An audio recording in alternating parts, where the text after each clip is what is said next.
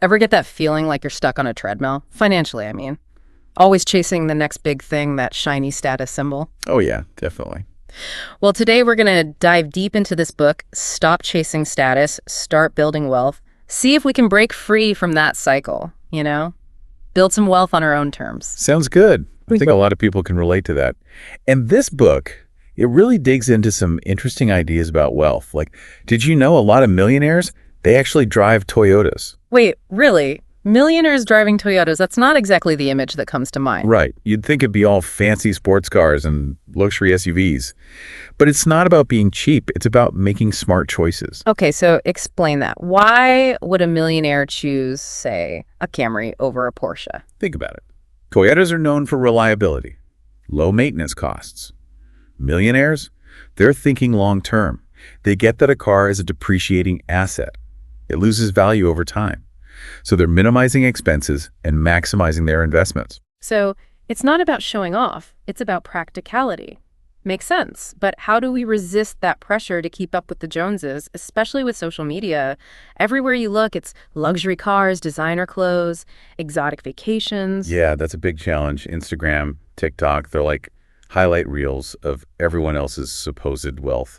It's easy to get caught up in that comparison game. And the book really highlights this as like a major obstacle to building real wealth. Yeah, it's almost like this need to flex our wealth, even if we don't actually have it. But that kind of spending, wouldn't that actually hurt our financial progress in the long run? Totally. Every dollar you spend on a depreciating asset like a fancy car to impress others, that's a dollar that's not working for you. It's not growing. Yeah. Millionaires, they're thinking differently. They're investing in things that will go up in value. Stocks, real estate, their own businesses. So while everyone else is busy trying to look successful, they're quietly building actual wealth. Okay, so we're talking about practicality over prestige. How does that connect with other trends we see today, like the whole minimalism thing or sustainability? It's interesting. There's definitely some overlap there. More and more people are choosing used cars, electric vehicles, maybe even ditching the car altogether and biking or using public transport. It's about realizing there are smarter ways to live, and those smarter ways often happen to be better for your wallet, too. Right. So it's kind of like rejecting that whole keeping up with the Joneses thing. Instead of being on that treadmill, always trying to reach the next level of, perceived success, we can focus on what actually matters. Exactly. It's about aligning your spending with your values, your long-term goals. The book makes the case that this is exactly how millionaires think. They're not swayed by trends. They're not looking for validation from others. That makes a lot of sense. But it's tough, right? I mean, there's so much temptation out there. Buy now, pay later. Easy credit, it's all designed to make us spend more. Oh, for sure. It's a slippery slope. It can lead to a cycle of debt where you're always paying for things you couldn't really afford in the first place.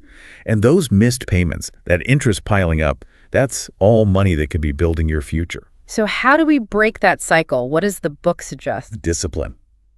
Financial discipline. It's a big theme in the book. Millionaires are intentional with their money. They make sure their spending matches their goals. Easier said than done, right? Yeah. Especially with prices going up and everyone worried about the economy. It is a challenge, no doubt. But the book has some really practical tips. One thing is to think long-term before you buy anything big.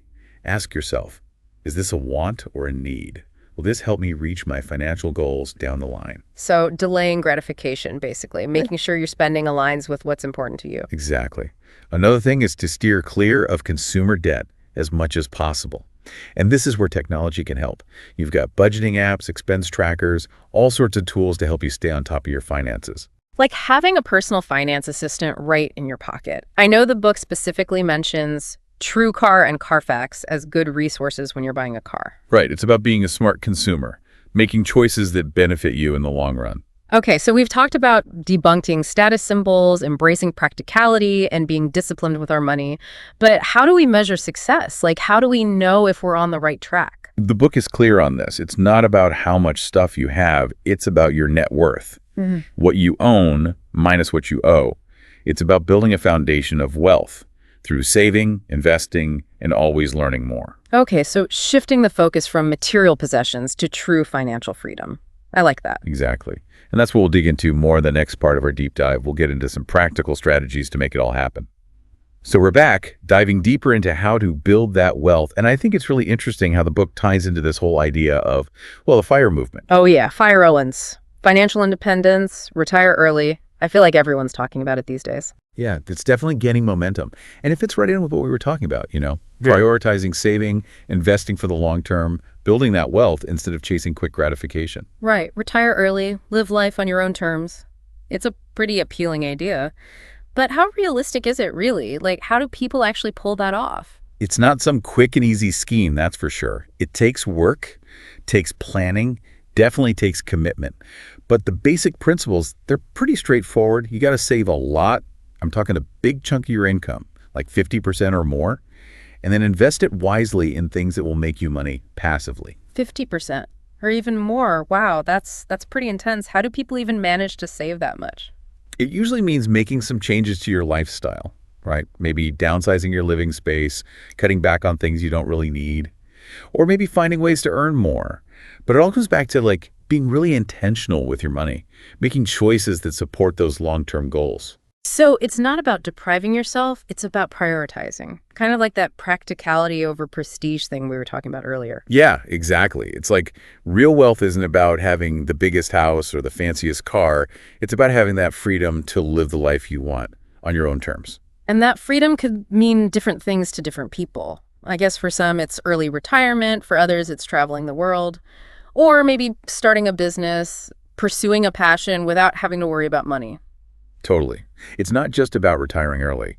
It's about having options, having control. Yeah, that's empowering, especially these days when it feels like so many people are, well, kind of stuck. But let's talk about that investing piece. What are some of the specific things people are doing? What kinds of investments? One thing that's pretty popular is investing in these things called index funds. They're like baskets of stocks that track a certain part of the market, like the S&P 500. They're diversified, pretty low maintenance. It's a good way to get into the stock market. So you don't have to be some Wall Street whiz to make it work. Nope, not at all. And it ties in with another point the book makes about avoiding debt, especially consumer debt, because every dollar you're paying in interest on a credit card or a loan, that's a dollar that's not working for you. It's not growing your wealth. Right, you're constantly playing catch up instead of getting ahead. Yeah, exactly. And it's not just about avoiding all debt. It's about being smart about it. The book talks about good debt versus bad debt. Right, so like a mortgage on a rental property, that could be considered good debt because it's helping you build wealth over time. Precisely. It's about making your money work for you, not the other way around. Building assets that will increase in value, generate income, instead of just piling up liabilities that drain your finances. It all comes back to that shift from consumer to investor. But beyond saving and investing, what else can people do to build wealth? What about that whole financial freedom thing? One big one is education. The more you understand about personal finance, about investing, about all these wealth-building strategies, the better equipped you'll be to make good decisions. So read books, listen to podcasts, take courses, anything to boost that financial literacy. For sure. Knowledge is power, especially when it comes to your money. And don't be afraid to ask for help if you need it. A good financial advisor can make a big difference. They can help you put together a plan, figure out all those investing details. It's like having a coach in your corner, right? Someone to guide you along the way. But building wealth, it's a marathon, not a sprint. Yeah, it's definitely a journey. It's about consistent progress, learning from your mistakes, staying focused, and enjoying the ride along the way. So it's not just about the destination, it's about the journey itself. Exactly. Financial freedom, it's about so much more than just money.